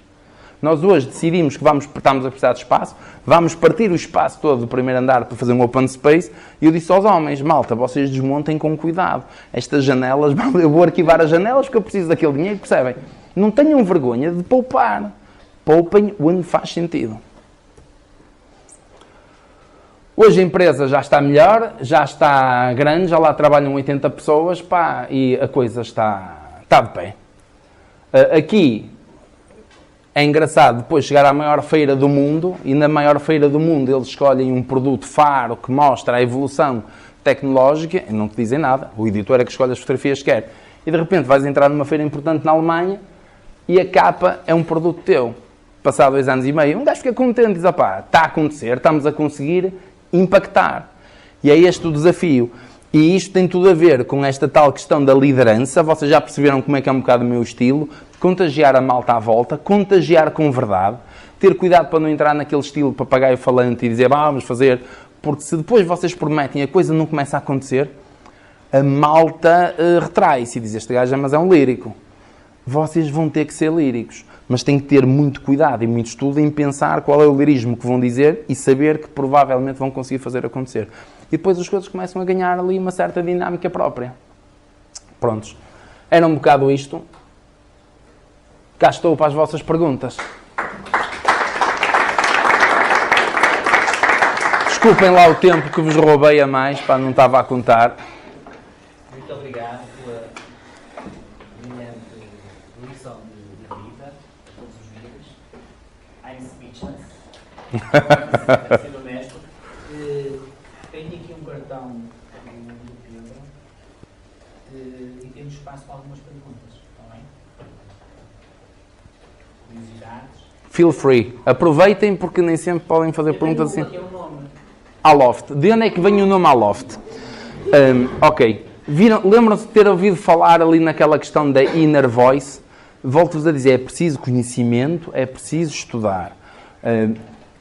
Eu recorri muito aos meus amigos para me ajudarem a fazer isto. Um dos meus amigos trata da parte de imagem, da parte de marketing. E quando estávamos a pensar em criar um nome, ele dizia-me, Pedro, tem que ser algo, tu tens uma história que as pessoas conhecem, tem que ser algo que sejas tu e que represente quem tu és. Então andámos ali à procura de nomes e a coisa não pegava.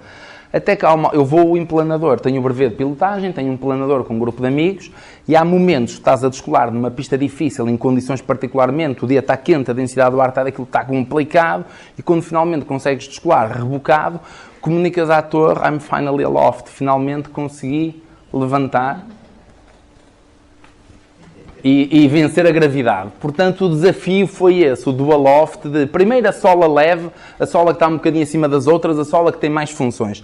Depois estar aloft, enquanto também desafio pessoal, dizer vamos passar à frente da normalidade, vamos tentar puxar por nós.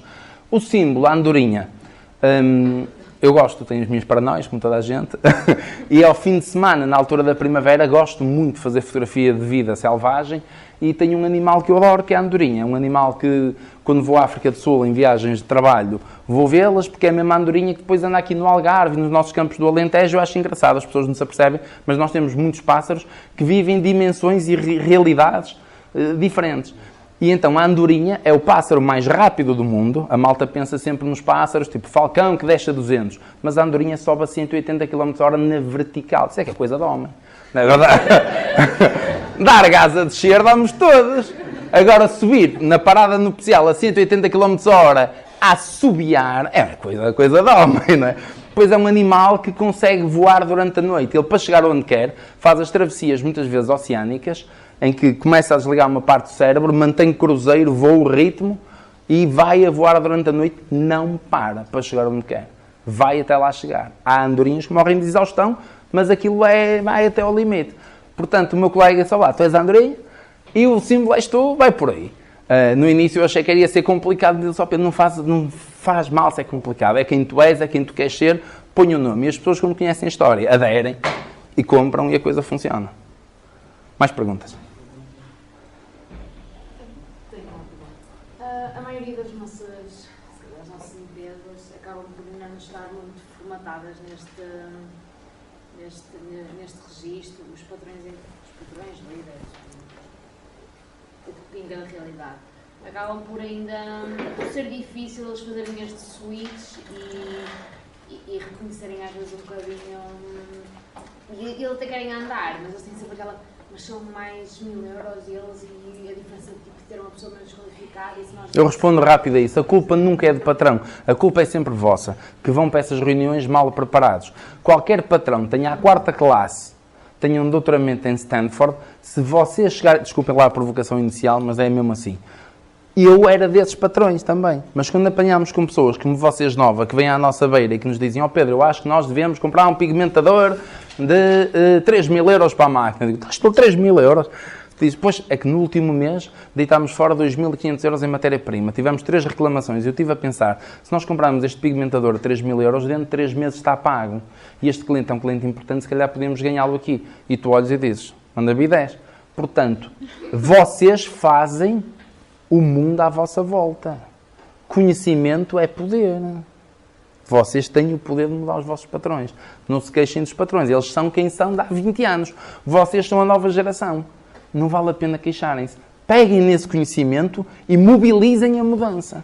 Estudem e expliquem. E as pessoas aderem. Toda a gente gosta de ganhar dinheiro.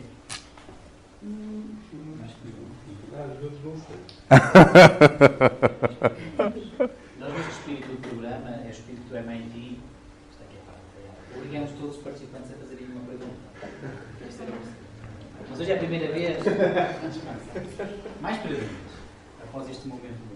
Por acaso gostava de fazer uma. Força. Quando apresentou ali a linha do percurso da empresa, em 2018 ainda não tinham nada delineado. Gostava de saber quais é que eram os desafios que a empresa Tínhamos, eu apaguei porque achei que era muito pretencioso, porque estamos a contar com um ano, portanto, e olhei para aquilo e disse: não vais para lá armado em campeão, apaguei isso, porque nós vamos fazer agora um investimento grande e já estamos com os arquitetos a redesenhar as ampliações da fase fabril e a pensar, meti um bocado de travão, vamos acanhar estes próximos meses para ganhar tempo para pensar. Neste momento já era necessário provavelmente um novo pavilhão.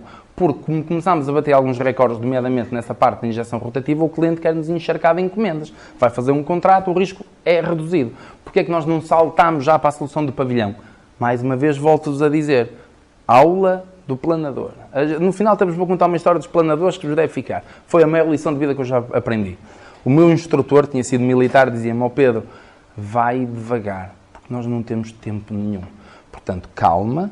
Vamos pensar a fábrica daqui a 3 anos, daqui a 5 anos, desenhar a maquete, estudá-la, por onde é que vai entrar a matéria-prima, por onde é que vai sair, os fluxogramas produtivos, e quando eu começar a montar um tijolo, vou montar já como uma fase do que vai ser a fábrica daqui a X anos.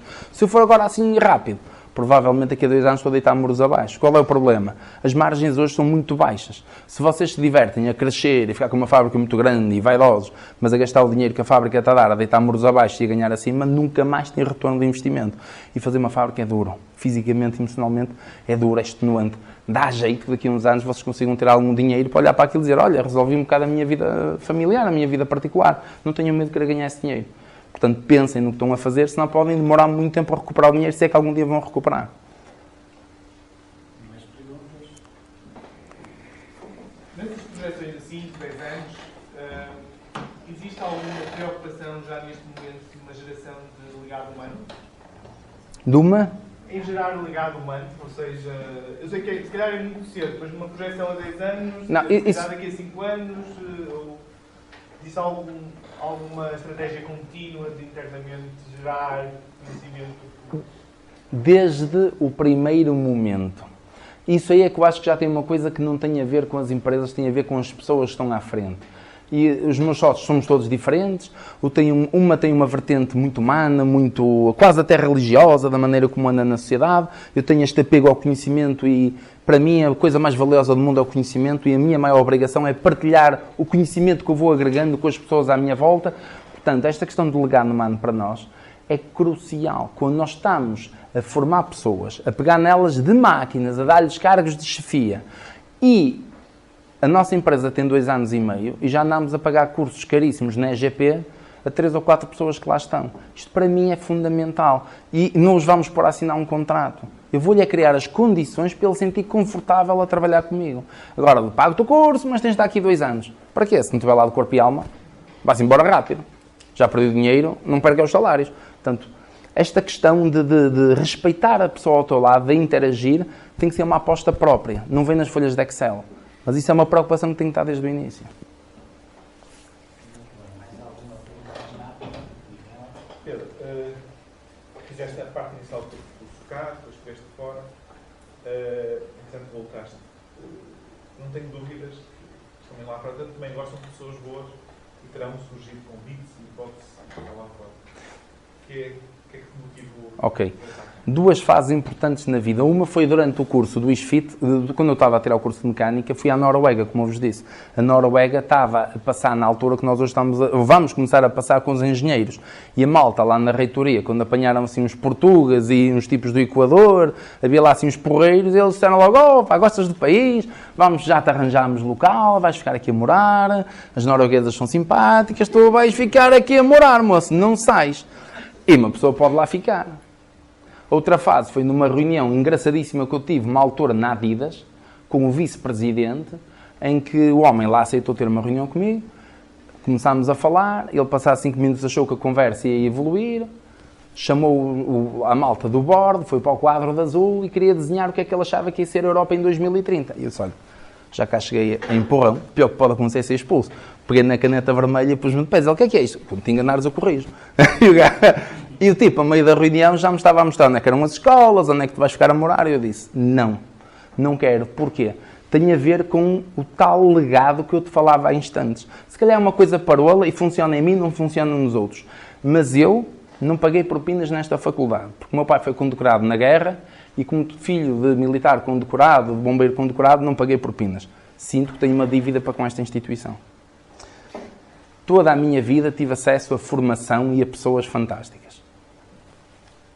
Há que devolver, não é? Portanto, senti que tinha que fazer acontecer aqui porque houve quem se sacrificasse para eu ter o que tenho hoje. É um espírito de devolver à instituição e devolver à região. Mas tem aquela coisa, percebes? Acho que também funcionava perfeitamente lá fora e acho que vocês não devem ter na cabeça, portanto, não há de haver limites. Trabalhar aqui ou trabalhar lá fora hoje em dia é igual. Deixou de haver essa questão. Eu é que, pelas minhas questões pessoais, né, nós também somos bichos humanos, sinto-me bem em devolver aqui num sítio onde eu recolhi tanto. É mais por causa disso. Estava porreiro na Austrália também, de certeza.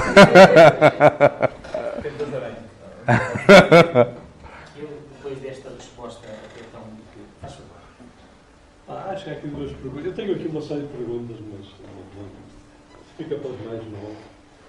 Tenho pena que vocês não aproveitem o que eu tive a oportunidade de estar a escutar, porque está ali, revive-me muitas dessas situações e está aqui uma experiência notável. E se vocês um dia puderem, em situações difíceis, ter alguém para conversar, eu acho que o engenheiro Pedro está disponível para isso, aproveitem, porque é um conforto. Eu tive-as em momentos de decisão difícil, tive algumas pessoas mais antigas a quem telefonei e que me deram ao pé, olha lá, assina isso, não penses que isso é sempre treta, os gajos depois não... em frente. E eu, se não levasse aquela voz da experiência, eu tinha vacilado ali um bocado. Mas ligar a pessoal de cabelos brancos e dizer lá, vai que vai correr bem. Como é que tu sabias? Não sabia, mas confiei. Às vezes basta um empurrão, não é? Quando um gajo está na porta, vai, não vai. Um gajo vai correr bem, tu saltas. Como é que sabes? Não sei. Mas já foste. Agora dás asa. Então, uma das perguntinhas era esta, que é uma pergunta fácil, mas acho que não é fácil. É saber o que é o core business. Ok. Qual é realmente a minha área. E muito como é bem. que sustenta ao longo do tempo. Muito bem. Um tipo não monta uma fábrica para fazer 1 ou 2 produtos e 5 anos depois fecha, não é? Muito bem. E depois a outra, esta é terrível porque tem a ver com a parte financeira. Sim. Como é que se lida com os clientes? Muito bem. Então, 2 questões. Uma, qual é o core business da empresa? Eu passo a vida a dizer aos meus colegas, quando estão a falar a indústria das solas, eu disse, mas que indústria das solas? Nós não fazemos solas. Nós fazemos conhecimento. Calha de ser na forma de solas, mas isso é um ato secundário. O core business da Aloft é gerar conhecimento e materializar produto através do conhecimento. Neste momento estamos a fazer as tais pagaias com o Nelo, as pagaias de competição, com outro colega aqui de polímeros que está agora na Celanese a ajudar-nos a pôr os simuladores a funcionar. Eu estou a criar na Aloft uma base sólida de método, controle de qualidade, domínio do processo produtivo. Vou continuar a trabalhar nas solas, eu gosto das solas porque envolve pessoas, etc. Amanhã posso estar a injetar peças, componentes para a indústria da Decathlon, tem-nos perguntado e proposto fazer peças para as bicicletas, novamente, ou para os capacetes. Não vejo por que não. O que eu não me vou é meter nisso sem primeiro ter dominado, ter feito o tirocínio nas solas. Mas para mim o importante é esta geração de conhecimento à volta de processos de vulcanização e de materiais. A alquimia dos materiais. Isto para mim é o core business da empresa. A alquimia dos materiais. O domínio da alquimia dos materiais. A questão comercial. Não se esqueçam que eu tinha 15 anos de comercial. Portanto, tinha muita bagagem, tinha muito crédito. Isto ajuda. Quando se chega a alguns clientes que confiam em nós, a coisa fica mais fácil. Devo-vos dizer que o nosso início foi calamitoso. Começamos... Na área da injeção as coisas correram muito bem, na área da borracha foi uma catástrofe. E a quem é que nós falhamos? Azar do caraças. A quem é que um gajo vai bater à porta quando tem dificuldades? À família e aos amigos. Portanto, fui aos meus maiores amigos, aos meus melhores clientes pedir ajuda, eles deram-me encomendas e nós falhámos por todo lado. Falhanços difíceis. Fazíamos solas pretas, as solas eram vulcanizadas direitinho, a riologia estava direitinho, nós até metíamos agentes reforçantes para aquilo ficar mesmo bom. Controlávamos à saída, seguiu. Passa-se as férias do Natal, janeiro, frio em França, baixa de temperatura, processos de blooming. Nós tínhamos posto tanto aditivo para reforçar que ele começou a migrar à superfície. E as solas pretas transformam-se em brancas. E agora vai explicar ao cliente que se ias voltar a lavar com diluente ou aquecer a mais de 180 graus durante um período de estagido, não sei o que, aquilo volta a desaparecer. O gajo quer mandar tudo para trás. E manda.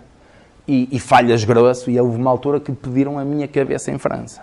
E eu tive que dar a cabeça e apresentei-me em frente ao cliente e disse, vocês têm toda a razão, passou-se isto, nós pensávamos que dominávamos, fomos ao conhecimento explícito, ainda não tínhamos o conhecimento implícito do processo e nós falhámos, peço desculpa. E os gajos trituraram. Até que uma senhora velhinha, que era a patroa, levantou-se a mãozinha e disse, posso falar? Sabes, Pedro, eu montei isto há 60 e tal anos. Hoje somos uma das maiores marcas francesas. Tivemos muitas dificuldades no princípio. Não me lembro das dificuldades hoje. Lembro-me foi dos gajos que no meio das dificuldades me deram a mão. Eu estou contigo. E a equipa, a mocha, a patroa falou, e olha, me resolveu o problema contigo para a fábrica e esse cara, não tem solas. Portanto, opa, é o tal crédito que se vai buscar quando um gajo trabalha dia e noite e arranha. São histórias que ficam para o resto da vida. Francisco, faz favor.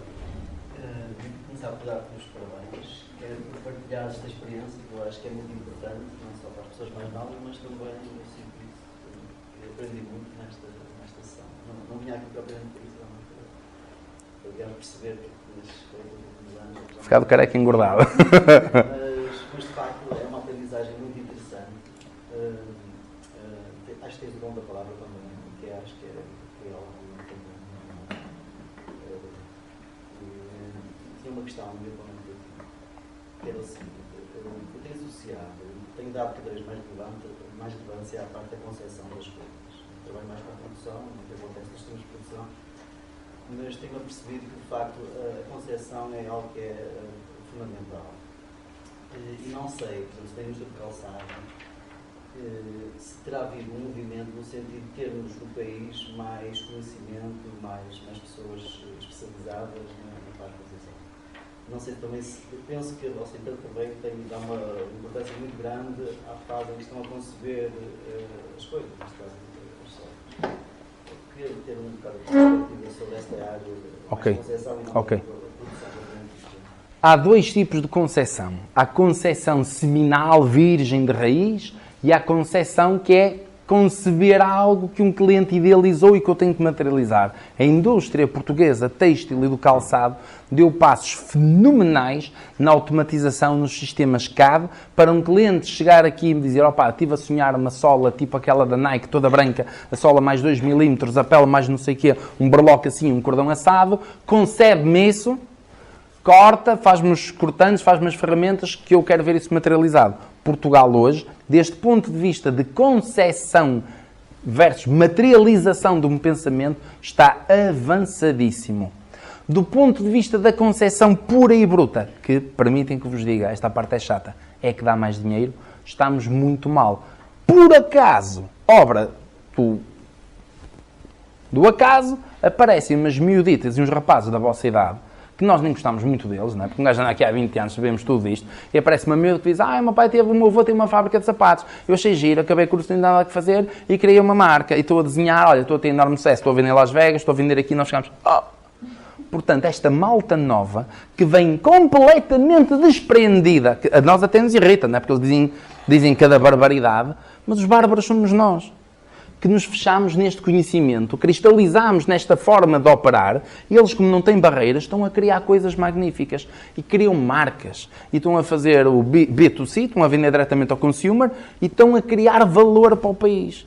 Portanto, Portugal começou pela primeira vez, e quase por casualidade, a ter concessão. Depois vamos a escolas tipo ESAD, a Universidade de Minho, os polos de design daqui, nós vamos ter uma reunião sobre esse assunto, em que já se está a começar a conseguir conceber. Portugal está finalmente a dar passos nesse sentido. Há um grau diferente, que é mais na área da performance. Aí se vem já alguma concepção, desenho, concepção da ferramenta produtiva. Nós hoje, quando fazemos um desenho de uma sola, eu antes de mandar para o cliente, chamo a pessoa que vai tirar a sola e digo, estás a ver este desenho? Que dificuldades é que tu vês? Porque às vezes arredondar um ângulo, quebrar uma quina, para o cliente ele não se apercebe e a mim diminui-me 3% a taxa de rejeitados. Porque era um problema que ia ter uma desgasificação e de repente ficou fácil. Só que nós não sabemos disto. Mas o Zé António, que trabalha na máquina há 2 anos, sabe, porque ele lida com elas. Diz, mas engenheiro, se você puser isto aqui mais grosso, isto não dá problema nenhum. Então, ok, incorporar. Depois, engenheira Sofia, estas massas estão desbalanceadas com 2 formulações diferentes. Ela, opa, cuidado, porque a de baixo vai-me vulcanizar com 7 minutos e a de cima vai precisar de 16. E se eu der as 16 para garantir que a segunda cor está bem vulcanizada, eu degradei as características da de baixo. Você consegue mexer na espessura? Senão eu tenho que reformular para retardar a minha fórmula de baixo e balanceá-las. Mas faz sentido, só que em Portugal ninguém costumava fazer isto, hoje começam a fazer, porque as margens estão muito pequenas. Então tens de começar a olhar para o teu processo industrial. Hoje, do ponto de vista da concepção, estamos a ficar bons. Finalmente. Não, faz favor. Perguntas rápidas. Eu acho que é rápido. Não, querias dizer respostas rápidas. Aqui o problema são as respostas, não são as perguntas. Quando estava a falar do Manual de Qualidade e Conhecimento, também tinham falado muito na primeira palestra que nós tivemos, inaugural. Quando começaste a fazer a tua empresa, já tinhas um tipo de valências para ter uma estrutura organizada? Não. Quando é que arranjaste? Tiveste grande dificuldade? Não, nem queria. Achava detesta malta das auditorias e não sei o quê. Até que veio o outro senhor, com aquela idade, com um manual de qualidade há 20 anos, e disse, Pedro, como não estás a escrever, não estás a registar, estás repetidamente a repetir os mesmos erros. E então aí é o que eu digo. Portanto, as pessoas aprendem. O caminho faz caminhando. Quando tens alguém que chega à tua beira e diz, olha, estás a ver, não escreveste, repetiste o mesmo defeito, dá a acontecer a mesma coisa. O manual auto-impõe-se como uma ferramenta que aligeira trabalhos. É um processo burocrático, mas aligeira-te trabalhos. Eu hoje, quando faço um pedido de amostra para um cliente, criamos um ficheiro de Excel em que fica tudo registado. Parametrizações, tudo. Eu amanhã, o cliente diz-me, olha, a cor está diferente. Eu, antes de mandar repetir o molde à máquina, vou ler os parâmetros todos, vou comparar e chegas à conclusão que é engraçado. A máquina 9, com a mesma a máquina é igual, o número de série é consecutivo. Deve haver ali algum desgaste excessivo num dos fusos de injeção, a folga é maior, o material não sofre tanto atrito, não sofre esforço de corte, não se degrada tanto, a cor sai diferente. Mas se tu não puseres os dados todos, tens que ser a Deus para descobrir o que é que está a acontecer. Se tiveres os dados à frente, qualquer um consegue perceber, percebes? É um bocado isso.